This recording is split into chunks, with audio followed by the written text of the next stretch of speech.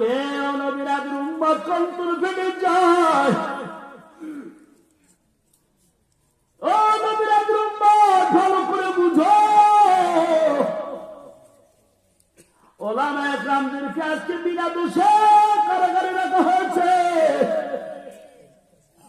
ও নবীর আদির উম্মত, কারুন নবীর বংশধর, মুসা নবী নবীর বংশধর, কারণে প্ল্যান করেছে মুসা নবীর চরিত্রের ভিতরে আঘাত দিবে। কারণ কি? কারণ মুসা নবী যাকাতের কথা কয়, বিশাল সম্পদ আমার ধ্বংস, কি দিয়া মুসা নবীর জবান বন্ধ করা যায়? এবার কারণে এক নারীরে ফিট করছে, ও নারী তুমি যদি মুসার বিরুদ্ধে কিছু না কও তাহলে তোমাকে আমি দুনিয়ার থেকে বিদায় করে দিব, আর মুসার বিরুদ্ধে যদি বলো যে মুসা আমার সাথে অপকর্ম করেছে, আমার সাথে খারাপ কাজ করেছে, তাহলে তুমি যা চাইবা তাই দিয়া দিব। আল্লাহর বান্দি মুসা নবী ঈদগাহ ময়দানে বয়ান দিতে চলে গেছেন।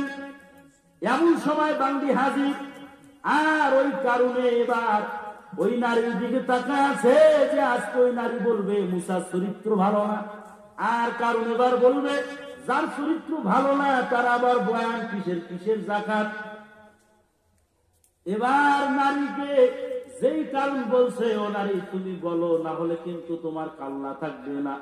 নারী ডাক দিয়া বলে, রে কারুন, আমার জীবন চলে যাবে, একবার না দুইবার না কোটিবারও যদি যায়, মুসার মতো একজন আল্লাহর বংশধর নবীর বিরুদ্ধে আমার মতো এই দুনিয়ার লালসায় আমার মতো নারী নবীর বিরুদ্ধে বলার সাহস না।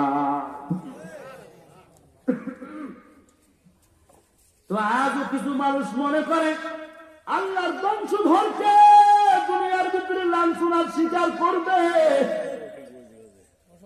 আছে না নাই? কথা বলেন না, আছে?